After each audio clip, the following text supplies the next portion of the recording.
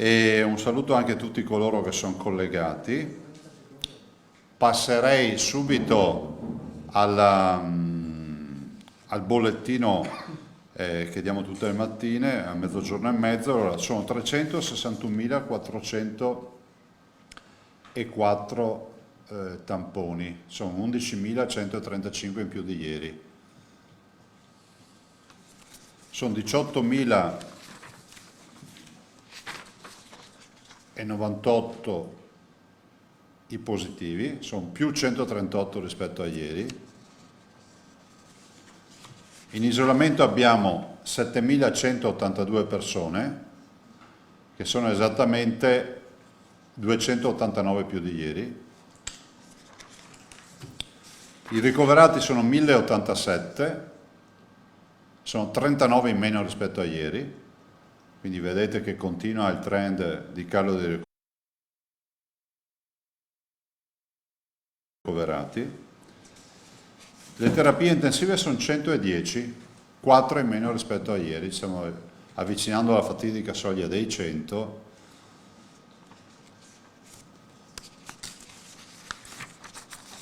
Le terapie intensive non Covid sono 2,37, per darvi un dato, oggi abbiamo più pazienti in terapia intensiva che non hanno il coronavirus, che sono questi, 2,37, contro i 110 di coronavirus.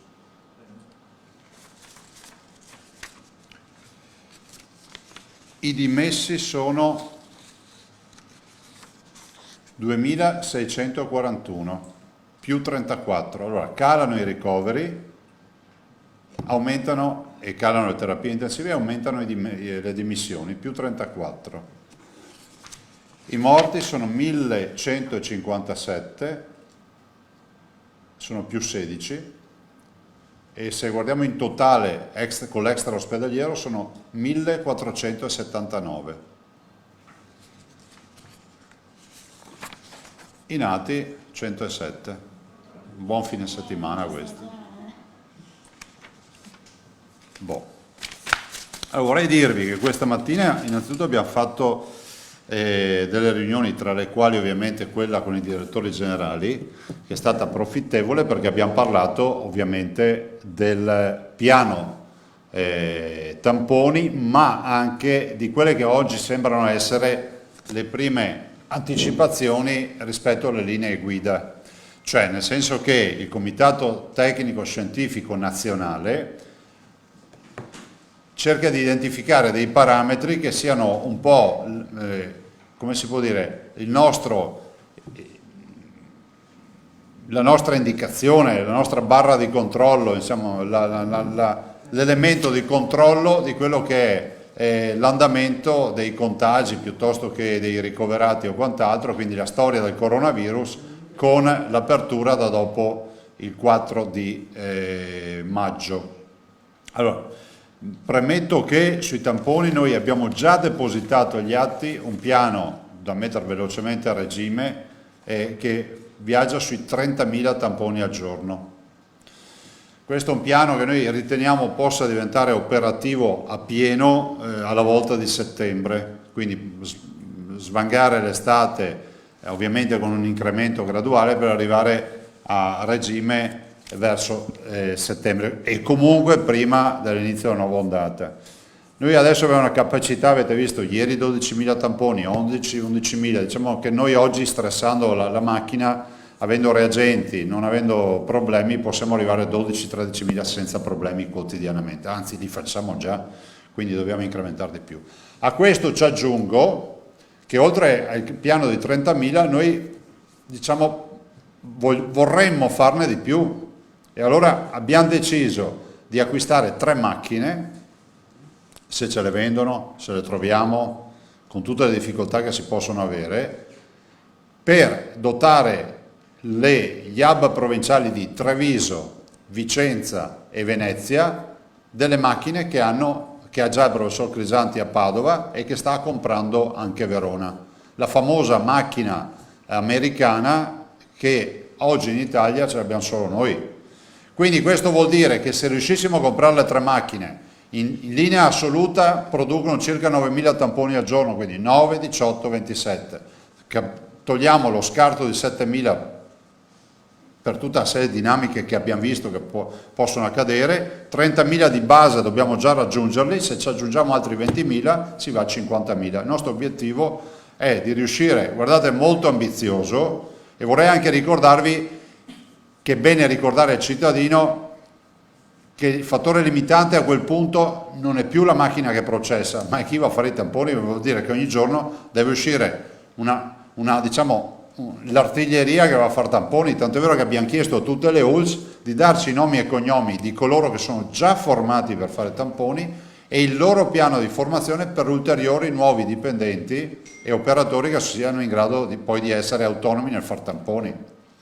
Questo perché? Perché 50.000 tamponi sono un numero grande da fare ogni giorno e il fattore limitante poi diventerà proprio l'operatore, perché il tampone, per quanto uno sia bravo e veloce, comunque qualche minuto ci metti, sono 50.000 per tot minuti, fate il conto ore di lavoro che vengono fuori al giorno, quindi se ne vogliono già tanti di operatori che vadano a fare i tamponi. Però volevo dirvelo perché la nostra idea è, finché non cambia lo scenario, e voglio ricordarvi che già abbiamo notizie di test innovativi, rapidi, da quarto d'ora, che ci manderanno anche da testare, fra l'altro, anzi forse sono già arrivati, che dovrebbero essere di ultima generazione, quindi con un'attendibilità oltre il 95%. Stiamo parlando delle ultime novità. Ovvio che se arriva un test rapido, che so, paragonabile per capirci a quello del test della gravidanza piuttosto che al test della glicemia, capite che il mondo cambia. Vuol dire anche che queste macchine non le abbiamo comprate per nulla, perché ci servono, perché vi ricordo che il tema dei tamponi e di queste analisi non lo si fa solo per il coronavirus, per cui comunque non è un prodotto a perdere, né lo stecco né il tampone, tantomeno che la macchina. Le macchine e gli laboratori erano già attrezzati con macchine, diciamo, non con questa capacità, ma noi eravamo già tutti attrezzati perché comunque le analisi ci servono a prescindere che ci sia il coronavirus o non ci sia, per tutta un'altra serie di patologie che implicano ad esempio la presenza virale. Questo è quello che vi dico. A livello nazionale vogliono identificare appunto degli indicatori, i quali poi saranno l'elemento per decidere se aprire delle quarantene, diciamo, puntuali su alcune località, decidere se aumentare e tornare a vecchie restrizioni, la quarantena totale, insomma c'è tutta una gamma di misure in base all'andamento. Ovvio noi siamo preoccupati del fatto che auspichiamo che i parametri siano parametri affrontabili. Vi dico un aspetto che io ho contestato al Comitato Tecnico Scientifico formalmente nell'ultima videoconferenza. Si parla tanto del numero dei contagiati come parametro, ma se uno non fa tamponi non ha contagiati. Finisce che il virtuoso è più penalizzato di quello che non li fa, e quindi dico, beh, volete valutare i contagiati, li facciamo parametrati al numero di tamponi che fa ognuno. Perché noi ormai cominciamo ad averne 350.000, 360.000, fra qualche giorno ne avremo 400.000, capite? Noi siamo già 1/10 della popolazione testata, tanto per darvi un'idea. Non ci sono altre realtà che hanno fatto tanti test come noi. A questo ci aggiungete che poi noi abbiamo tutti 700.000 test rapidi che comunque stanno andando fuori come attività di screening preparatoria poi all'arrivo dei tamponi.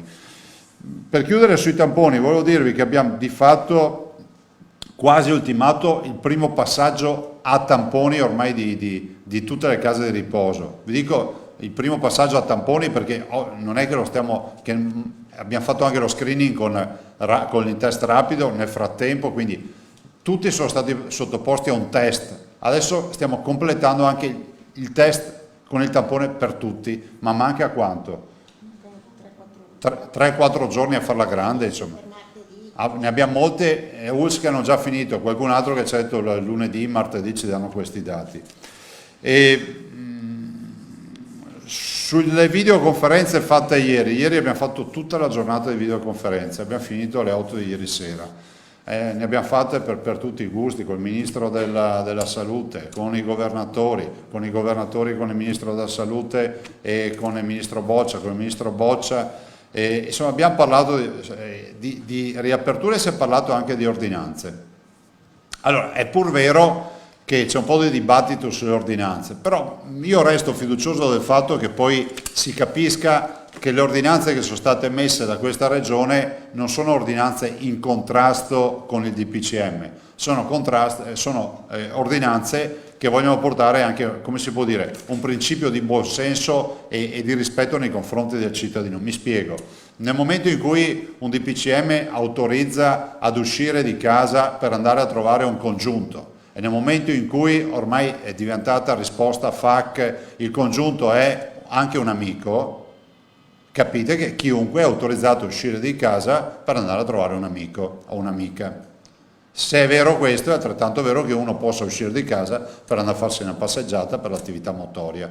La nostra ordinanza dice attività motoria nel territorio comunale, però ricordo in solitaria, cioè uscita individuale, con la mascherina, con tutte le attenzioni per il rispetto del droplet eventualmente, quindi del distanziamento sociale, e dall'altro anche dalla definizione di evitare tassativamente gli assembramenti. Quando io sento dire ma in quella piazza c'è un sacco di gente che sta prendendo lo spritz causa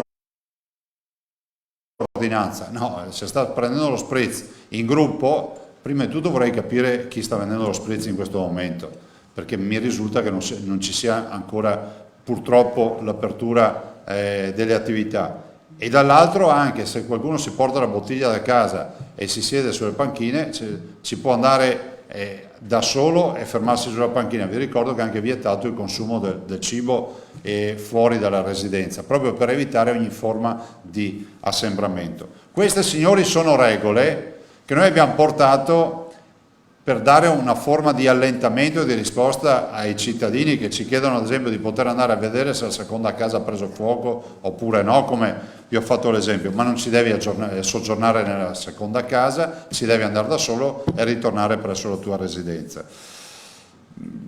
Io resto fiducioso del fatto e del pensiero che abbiamo portato che le battaglie legali non servono a nulla. Noi non facciamo le ordinanze per cercare prove muscolari o per buttarle in politica, penso che questo sia, posso dire, il terreno peggiore per fare polemiche politiche. A me sembra che il ministro Boccia, in rappresentanza del governo, abbia assolutamente compreso le nostre volontà. Penso che per la quasi totalità delle misure oggetto di ordinanza ci sia comunque la possibilità di dimostrare un allineamento con il DPCM, per cui noi non ritiriamo ordinanze, questo è ovvio, e le rinnoveremo, ma sempre nell'ottica di trovare un percorso comune, ovviamente rispetto a quanto previsto il governo, sicuramente non di contrapposizioni.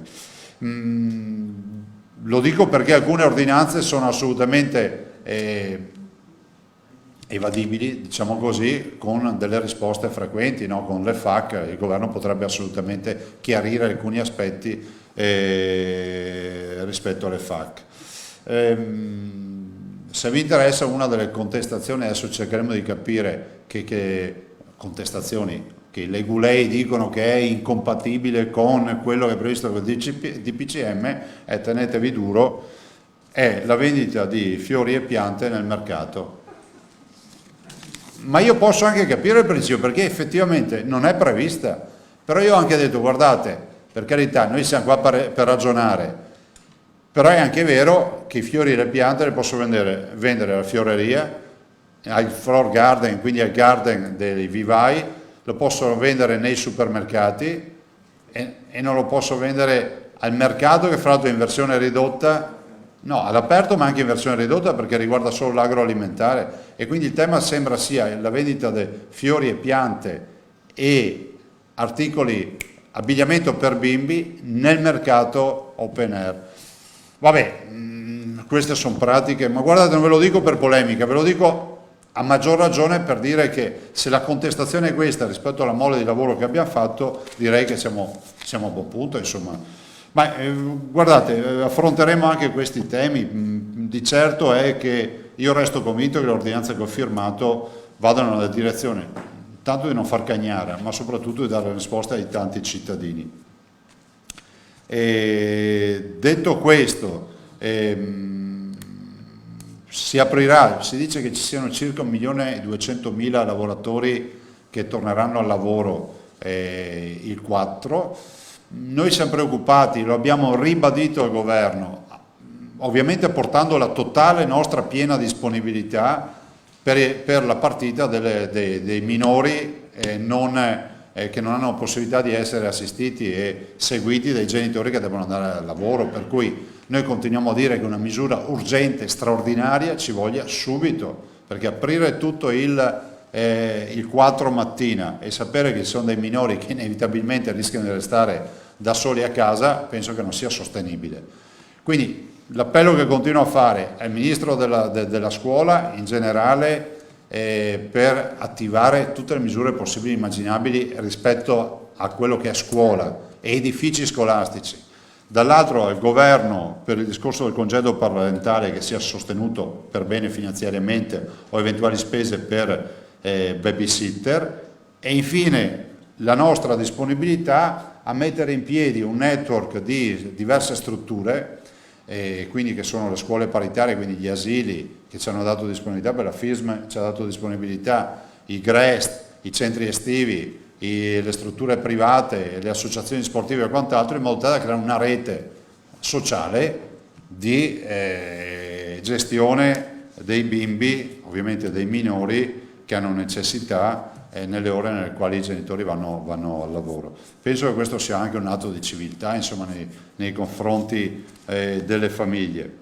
Per quanto riguarda le aperture, definirei la situazione in progress, cioè nel senso che stiamo discutendo sulle modalità da attuare e le scelte da portare avanti da dopo il 4 di maggio. Il 4 aprono ovviamente un sacco di attività produttive, ma poi c'è il grande problema, che è un tormento sociale e individuale per molti, che è quello delle altre attività produttive, che sono, io li chiamo tutti gli artigiani, le parrucchiere, i barbieri, estetiste, insomma tutto il mondo del servizio alla persona, dove c'è, diciamo, il droplet, difficile rispettarlo perché c'è un contatto fisico con il cliente, il mondo della ristorazione, il mondo dei bar, ovviamente sempre il mondo Horeca, che hotel, ristoranti e quello che è, insomma, che sono in grossissima difficoltà, e il mondo del divertimento, quindi le discoteche, gli spettacoli viaggianti e molto altro ancora. Quindi affrontare anche questi temi, che sono temi importanti e sono temi che riguardano la nostra economia. Vi ricordo che il Veneto, con questa crisi, da una contabilità prima che abbiamo, perde circa 50.000 posti di lavoro, molti dei quali sono anche posti di avventizi, di persone. Pensate a quanti studenti avevano programmato la stagione per pagarsi gli studi, e quindi pensate solo che il mondo del turismo, che sta soffrendo, tra i sofferenti è quello che soffre ancora di più, turismo e servizi alle persone e il tema della ristorazione, dei bar. Ecco, il mondo del turismo perde 35.000 di questi 50.000 posti. Il mondo del turismo è messo letteralmente in ginocchio. Fa male poi leggere da un lato di un ipotetico corridoio per le vacanze Germania, Austria, Croazia, dall'altro leggere che sembra che ai cittadini tedeschi sia data a disposizione di non programmare vacanze fino al 15 giugno. Voi capite che per noi c'è di mezzo la Pentecoste, e quindi è una preapertura della stagione per noi, cioè vuol dire il sold out, vuol dire il tutto pieno nelle stagioni buone. Per cui penso che questo sia un ulteriore problema. Penso che noi dovremmo comunicare, sicuramente fare promozione turistica, ma spiegare ai turisti che chi viene in Veneto arriva in una regione più sicura al mondo dal punto di vista del coronavirus, visto e considerato che ce lo riconoscono a livello mondiale questo modello, e dovremmo cercare di spendercelo fino in fondo, perché questo è un attuno, è un valore in più che abbiamo nella nostra offerta turistica. Quante volte abbiamo detto è inutile guardare il costo del pacchetto turistico, perché forse dovremmo aggiungerci sotto la proposta economica nella vendita del pacchetto anche la qualità della sanità che riusciamo ad erogare e le prestazioni sanitarie che riusciamo ad erogare ai nostri turisti, che sono uniche e gratuite, ricordo. E io non aggiungo altro, lascerei la parola a voi. I stagionali aeroportuali. Ah sì, no, sì, giustamente stamattina mi ero dimenticato e me l'ero anche segnato, stamattina l'assessore ha incontrato, ci sono molte categorie che soffrono, pensate, abbiamo incontrato tutti coloro che vendono l'abbigliamento nei mercati, magari uno dice perché li cita? Perché ogni tanto è giusto citare una categoria, perché non vorrei mai che ci fossero i fantasmi in questa crisi, no? Quelli che vengono dimenticati. Tutto il mondo dei mercati settimanali e di coloro che vendono l'abbigliamento, banchi nei quali si riforniscono un sacco di veneti, quindi abbiamo ben chiara anche le loro difficoltà. I lavoratori stagionali aeroportuali che sono stati qui stamattina, altra categoria in grossa difficoltà. Vi ricordo che dietro la parola stagionale c'è qualcuno che va a lavorare per prendere uno stipendio per mantenere la famiglia. Cioè non vorrei che qualcuno pensasse che stagionale significa andare a lavorare per pagarsi le ferie.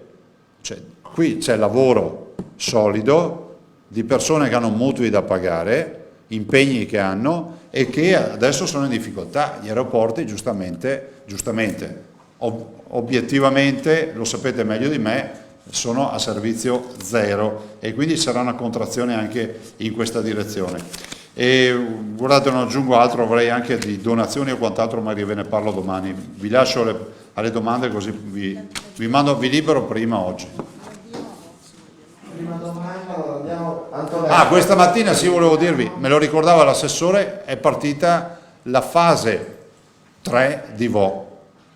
A VO abbiamo iniziato con i prelievi di sangue, quindi si fa il sierologico sui cittadini su base volontaria e si fa anche la mappatura genetica, quindi del genoma, su tutti coloro che si presteranno a questo ulteriore passo in avanti. Voglio ricordarvi che questo ci servirà al professor Crisanti che sta facendo questo ulteriore esperimento importante, durerà circa 6 mesi poi per avere i dati completi, ci servirà per capire qual è stata l'evoluzione dal punto di vista diciamo sierologico, quali saranno le persone che hanno gli anticorpi neutralizzanti e poi voglio ricordarvi la mappatura genetica per capire anche se ci sono state mutazioni o quant'altro.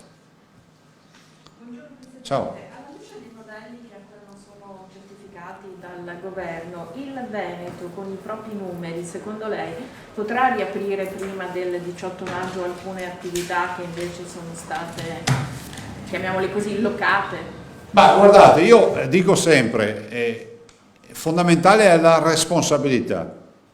Il Veneto può aprire tutto, ovviamente su base solida di una certificazione che ci fa il comitato scientifico, ma noi potremmo, in linea di principio, affrontare qualsiasi tipo di apertura. Il tema è un altro, è capire se tutti noi poi entriamo nell'ordine di idee di capire che non è finita, ma che stiamo convivendo con il virus. La partita della mascherina è una delle condizioni sine qua non per fare questa battaglia. Il virus se ne andrà, probabilmente avrà una nuova ricomparsa importante nell'autunno, noi stiamo schierando l'artiglieria per questo, e poi come la storia di tutti i virus scemerà, no? Non è che i veneziani ci hanno fatto ereditare la mascherina, hanno fatto la peste, hanno conosciuto la spagnola, ma alla fine noi abbiamo la mascherina, la conosciamo ora dal punto di vista proprio di diffusione sociale. Se ne andrà anche questo virus, l'importante è non farsi male nella fase intermedia. L'unica preoccupazione che ho è che qualcuno non cominci a carezzare l'idea che tutto è finito, perché lì poi lo ritroviamo questo riscontro nei dati delle terapie intensive, dei ricoveri. E nel momento in cui torneranno a crescere, oltre il parametro prefissato, ci toccherà riapplicare le restrizioni.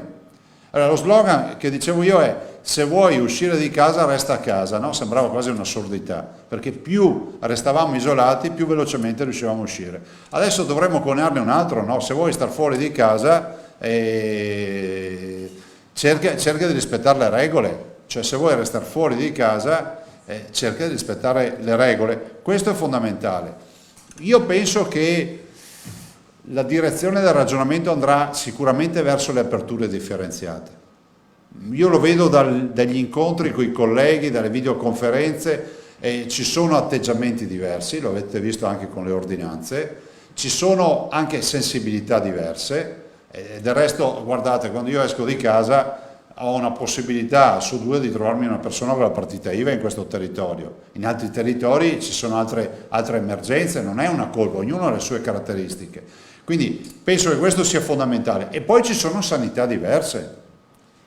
E sanità diverse rispondono anche a esigenze nelle aperture diverse, perché quando si apre bisogna garantire ai cittadini la sanità, i cittadini devono garantire alla sanità il rispetto delle regole. Emiliano. Presidente, Emiliano. buongiorno. Sul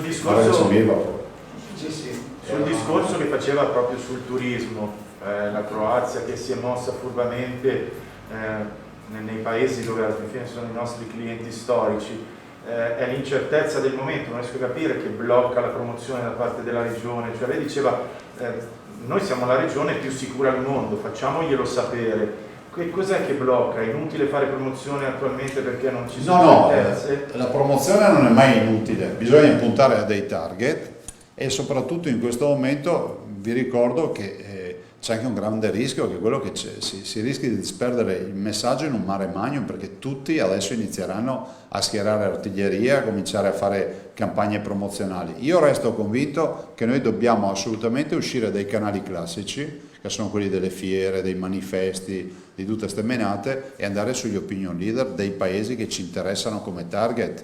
Ci sono degli opinion leader, pensate a quelli nostri nazionali, no? E che possono essere per i giovani, per il target giovanile, per la mezza età, per gli anziani, che sono in grado di comunicare. Cioè, dico, abbiamo, adesso non voglio citare nomi che poi viene fuori sempre la polemica, se Piero Angela facesse uno speciale su, che so, una località turistica, perché ci mette dentro anche delle componenti di natura scientifica e ragionamenti, molto probabilmente il suo mondo, i suoi ascoltatori, Alberto Angela, ecco, così cito padre o figlio, entrambi potrebbero identificare un target di cittadini italiani che sono assolutamente ricettivi a alcune indicazioni che vengono date. Questo vuol dire far campagne con i testimonial. Poi ci sono ovviamente i canali social che sono validissimi, perché ci sono opinion leader, comunemente detti influencer, che sono assolutamente in grado di creare opinione nei loro paesi. E faccio un esempio, ma non perché voglio farlo, perché mi tocca farlo, perché poi c'è sempre qualche buon tempone che pensa che stiamo parlando di cretinate. Se avessimo come target gli Stati Uniti, e ce l'abbiamo per carità, sono dei nostri buoni clienti, e dovessimo pensare a un opinion leader che sia in grado di parlare a tutti gli Stati Uniti, di dire guardate, io quest'anno vado in vacanza in Veneto, se lo dicesse Oprah Winfrey negli Stati Uniti, non è irrilevante che lo dica nella sua trasmissione, perché comunque significa avere un messaggio importante e tutti si chiederebbero perché va lì, dov'è sto posto, cioè capite, funziona così, ma del resto abbiamo fenomeni turistici creati così, e cito sempre un esempio per tutti che è Formentera, Ibiza, e alcune località della Croazia, pensate a Hvar e molto altro ancora, insomma in giro per il mondo, cioè, pensate a quello che è accaduto alle Canarie, che sono stati uno dei primi territori diciamo portati per come si può dire, che noi abbiamo conosciuto attraverso gli opinion leader. C'è proprio un case history che ho visto, che ad esempio citava che negli anni passati per le Canarie, ad esempio, ci sono stati dei personaggi, pensatene uno che in Italia era molto famoso, che era Iglesias, che aveva ovviamente tutto, cioè, che ogni tanto parlava di Canarie, queste storie, e si dice che molti cittadini sono stati attratti da questa idea delle Canarie, e così, cioè, una volta andavano a fare i viaggi di nozze alle Canarie, adesso vanno alle Maldive, ma una volta funzionava così, e prima ancora andavano a Venezia. Un'ultima domanda, se posso. Parlo delle Frecciarossa, sono state riattivate alcune tratte, sembra, ahimè, un altro sgambetto, l'ennesimo sgambetto al Veneto, perché sembra sia stato penalizzato, insomma, non ne so nulla, guarda. Se non è cambiato nelle ultime ore, insomma, la partenza di Frecciarossa da Venezia per arrivare a Milano o Roma o Napoli, passando per Padova e Vicenza, sembra che non sia stata attivata. Non te lo so dire. Beh, oggi, notizia di oggi? Queste ore no, hanno non so. anche... L'assessora del Verdi sarà molto più precisa di me, perché ha avuto lei la videoconferenza ieri. Grazie Presidente. Del resto io dappertutto non posso esserci. Mila Andreoli TGR. Buon 1° maggio, Ciao, professori e a tutti i colleghi. Prima domanda, che cosa dice il suo comitato scientifico alla luce dei dati del contagio, dei numeri, alla vigilia di una ripartenza, soprattutto per chi il lavoro ce l'ha e non lo vuole perdere? E sapendo che il 4 diventa la variabile dal momento in cui molte cose cambieranno, ma rispetto a quello che abbiamo lasciato prima dell'emergenza 70 giorni fa, trasporto pubblico locale è un'incognita, perché lì gli assembramenti, se i pullman non ci sono e non si sa ancora quanta gente andrà al lavoro. Quindi questi 2 dati. E poi la terza sul turismo, quando si può immaginare che possano riaprire le frontiere dove il turista è libero di circolare? Guarda, allora, innanzitutto il comitato scientifico regionale non ha espresso ovviamente opinioni e pareri su questa partita perché è relegata al comitato tecnico scientifico nazionale che poi ci mette il timbro su questa partita. Anche dal punto di vista giuridico è delicato questo passaggio, nel senso che lo stato emergenziale identifica un comitato tecnico scientifico nazionale. Il fatto che noi ne abbiamo uno regionale è una scelta nostra, ci sono delle regioni che non ce l'hanno neanche, per dire, per cui noi dobbiamo avere il parere loro nazionale. Qualsiasi procura, se volesse elevare una contestazione, si rifarebbe sempre il parere nazionale. Il nostro viene ritenuto, fra virgolette, di livello secondario, ma non perché lo siano gli scienziati, ma perché la legge oggi dà piena legittimazione all'Istituto Superiore della Sanità e a tutta la partita che c'è a livello nazionale.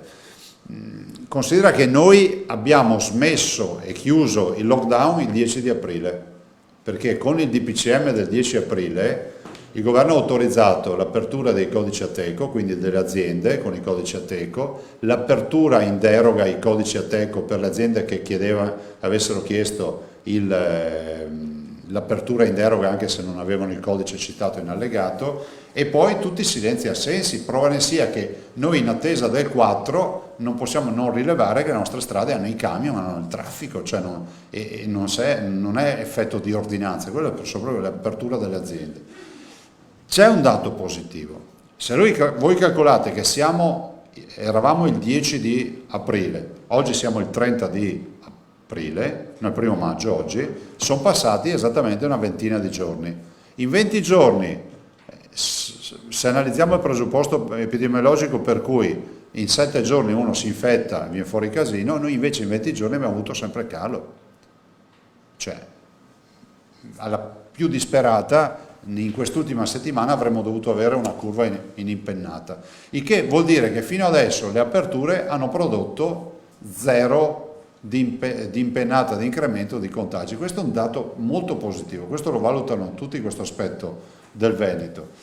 E da qui in poi vedremo cosa accadrà. Bisognerà non abbassare la guardia, perché sono 1.200.000 cittadini in più rispetto a quelli di oggi. Hai ragione su questo.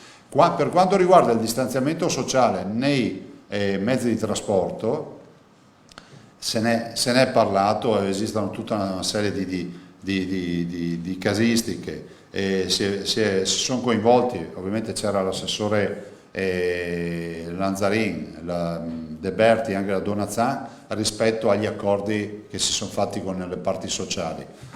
Si porta avanti il distanziamento di 1 metro, vuol dire che si va alla riduzione di metà del carico sui treni e a 1/3 negli autobus.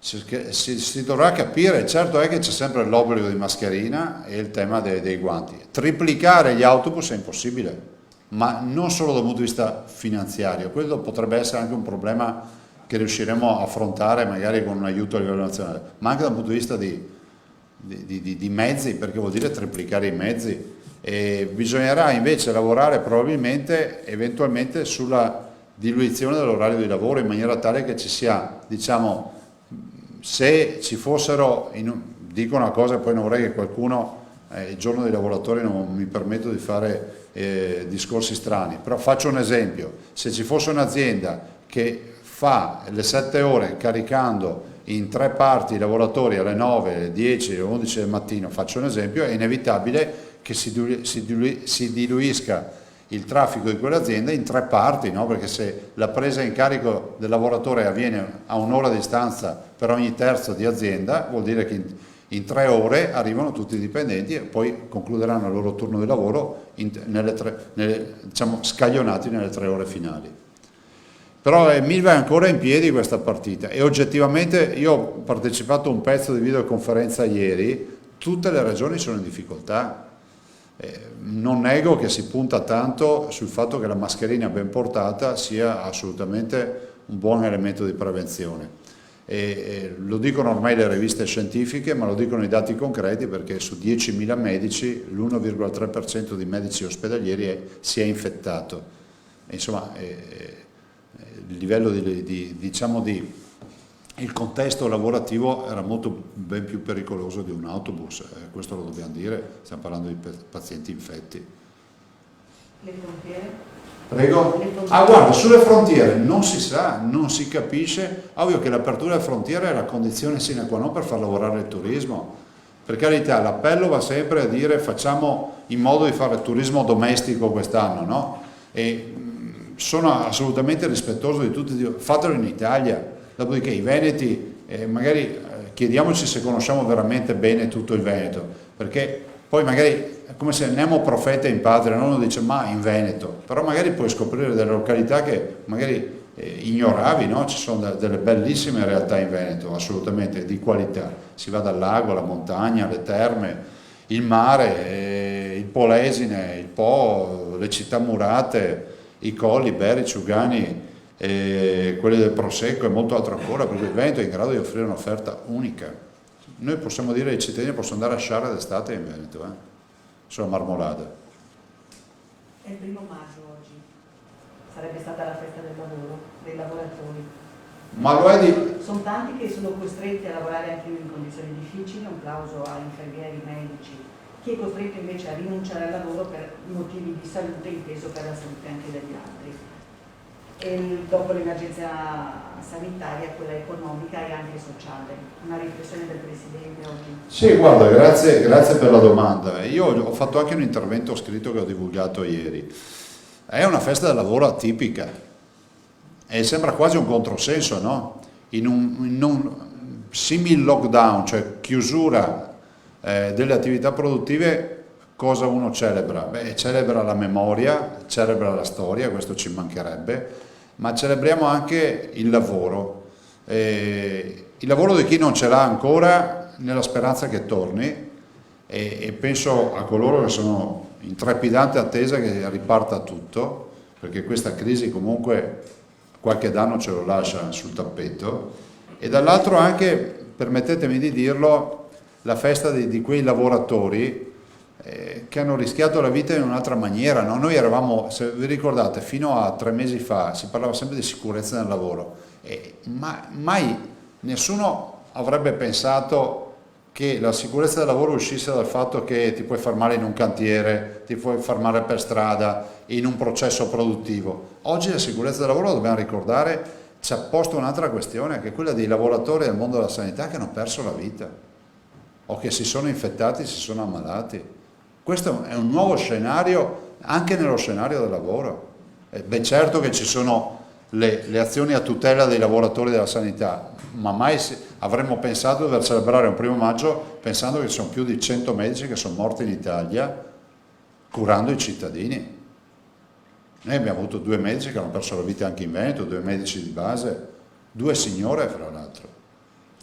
E penso che oggi ha anche questo senso, e secondo me è un senso anche, sai Milva, anche più elevato, no? Nel senso che ci porta tutti a riflettere. Diciamolo, per molti ormai la festa del lavoro era diventata una festività, forse l'occasione per andare a fare una scampagnata. Oggi forse è anche un'occasione per fare una riflessione ulteriore su cosa significhi il bene del lavoro e il bene anche della sicurezza nel lavoro. Fois, Rete Veneto, Antenna 3. Buongiorno Presidente, io mi volevo ricollegare alla prima domanda che ha fatto la collega. Il Veneto ha un modello previsionale, il famoso modello matematico che finora si è rivelato molto attendibile. Voi tra 7 giorni, tra 10 giorni, che date vi aspettate? Cioè è messo nel conto che ci sia comunque un aumento di positivi, seppur lieve, sia fisiologico con le nuove aperture? Ma guarda, io ti dico che se tutti noi saremo rispettosi delle poche indicazioni che si sono date, no? Che sono quelle della mascherina, dei guanti o del gel per igienizzare le mani, mettere bene la mascherina, non col naso fuori, non col naso e la bocca fuori, ma metterla bene, e vivere questo dispositivo di protezione come un salvavita e non come un'imposizione di un'ordinanza, di una legge, io penso che potremmo pensare a una tendenza zero.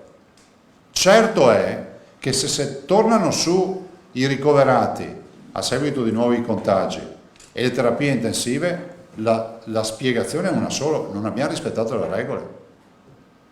Cioè, non ci sono alternative.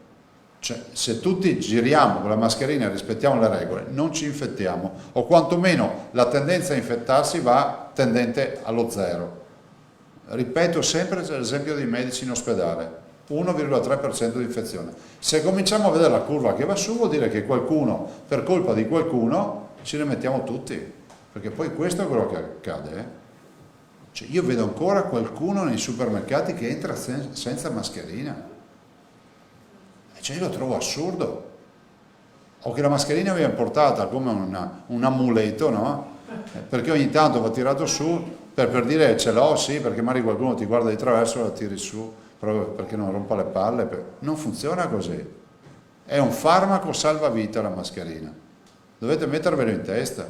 Porterò qui un paziente curato in terapia intensiva e che ci ha fatto 3 settimane. Se adesso riesco, anche perché sono pazienti insomma, che sono ancora, si sono negativizzati ma sono deboli, appena posso di certo porto gli operatori, perché voglio che tutti possano sentire, grazie al vostro aiuto, avere un'idea di cosa significa andare in terapia intensiva.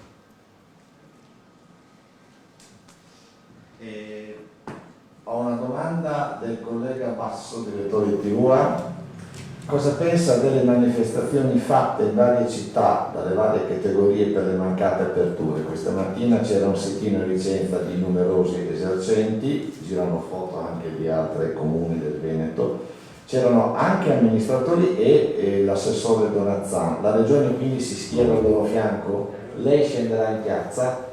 Ma guardate, io dico questo, dico innanzitutto che vanno assolutamente accettate queste manifestazioni che vengono fatte in maniera civile, nel rispetto delle regole e della libertà altrui. Non ci vedo motivo di polemizzare, insomma questi sono artigiani, commercianti, lavoratori che chiedono di lavorare, punto. E non ho mai trovato nessuno di loro che mi abbia contattato per dirmi che non vuole rispettare le regole. Non ho mai. Tutti mi dicono: ma io voglio aprire, diteci cosa dobbiamo fare. Quante volte avete sentito questa frase? Siamo disposti a basta che ci facciate aprire. E penso che questo sia un grande merito che va dato a questi veneti. Dopodiché devo anche dire che io spero che la risposta migliore che arrivi a loro sia quella che potremmo dare convincendo il governo di partire magari con un livello di approccio differenziato tra regioni. Se così fosse, riusciamo a risolverla velocemente questa partita. Collega Nicolussi Moro del Corriere del Veneto, la spesa per le 3 macchine per i tamponi le avete già quantificate? Beh, le macchine per i tamponi è presto, la macchina per i tamponi, la fattura è 250.000 euro di quella che abbiamo comprato, 3 sono 750.000. A quanto ammontano le donazioni a oggi? 57 milioni, mi sembra. Sono esattamente, praticamente sono 57 milioni, mancano 7.000 euro per capirci, sono 57 milioni dei quali 4 milioni e mezzo di materiali, il resto sono tutti soldi, quindi 57 milioni meno 4 milioni e mezzo che sono materiali che valgono 4 milioni e mezzo sui 57. Terza domanda rapida, a conti fatti quanto... Scusa Carlo, scusami, e totale versamenti 36.723. La spesa della regione attualmente La spesa della regione? Un attimo che c'è ancora la collega, scusa. Una valanga di soldi, molti di più di queste. Per quello Ragazzi, pensate solo che un tampone fatto, processato e tutto, costo azienda per me sono 30 euro. Fate un po' voi. La terza domanda era sempre rapida e era a conti fatti quante assunzioni di personale sanitario, quindi OS, infermieri e medici, ad oggi avete fatto? 1 migliaio. 1 migliaio. 35 milioni circa. Sì, ecco, Non ho capito, scusi. 1035 milioni circa di spesa. 1000 per 35, lo dico io perché qui si sente meglio, per 35 milioni Sì. di... vorrei dire una cosa, ma guardate, non è polemica ma è una cosa oggettiva. Voi sapete che è stata fatta una task force per medici, infermieri e OS a livello nazionale. Ben venga, per carità, è giusto che ci sia, come si può dire, una task force di operatori, di professionisti che in caso di necessità una regione può chiamare in aiuto. Il vero tema è che si fa l'appello e poi noi assistiamo a nostri operatori che vanno a lavorare in altre regioni e operatori delle altre regioni che vengono a lavorare da noi. Di mezzo c'è una diaria in più rispetto allo stipendio. Capite che così non funziona. Bisognerebbe fare un modello per cui le regioni che chiedono non possono dare, in maniera tale che tu hai solo in entrata, perché a questo punto a noi ne arrivano 25 di OS, però abbiamo in uscita, se non ricordo male, un medico e due infermiere. In che senso? Nel senso che hanno chiesto di andare presso altre regioni. Ah, sì, un medico e 2 infermieri. Un medico e 2 infermiere che vanno in un'altra regione. Lo dico, lo trovo un assurdo. Se una regione ha bisogno dei suoi medici, ovviamente questi medici, lo dico con il massimo rispetto, prendono lo stipendio e poi hanno una diaria aggiuntiva, ovviamente che è importante, e quindi capisco che c'è anche un aspetto economico, ma c'è bisogno anche in casa, no? Ma non lo dico solo per noi, perché sento anche gli altri colleghi che dicono: ma che senso ha? Cioè, che dei medici nostri vadano via per poi noi vedere altri medici di altre regioni che vengono da noi. Cioè, va regolamentata, perché sennò alla fine diventa una mobilità che qualche guaio lo crea, anche perché non c'è nessuna possibilità di diniego, va in automatico. Quindi se per pura follia uno un grande professionista della sanità del Veneto, cruciale in questo momento, decidesse che si appella a sta task force e va a farsi un'esperienza fuori. Il collega di QDP News però non torna sul tema delle proteste. In alcuni casi, come a Conegliano, ci sono stati affollamenti importanti in occasione di queste proteste di commercianti. Ma vabbè, sono proteste civili, io non ci vedrei un problema, mi risulta anche perché mi hanno sempre tenuto informato. E guardate, io penso che sia fondamentale non politicizzare queste proteste, è giusto che siano, come si può dire, nascano dalla base, che siano dei commercianti, dei produttori, dei lavoratori, perché io lo considero fondamentale questo. Mi hanno comunque tenuto informato e ho visto delle foto anche di altre località, vedo il distanziamento sociale, non vedo ammassamenti, vedo che mantengono le distanze, che c'è anche la volontà di dare anche un segnale positivo. Finché è così, penso che sarebbe assolutamente delinquenziale punire o come si può dire, contestare questa forma di proteste che sono silenziose e civili. Allora, ancora basso, poi Emiliano, poi direi che potremmo concludere. Una istruttrice di equitazione con specializzazione verso i bambini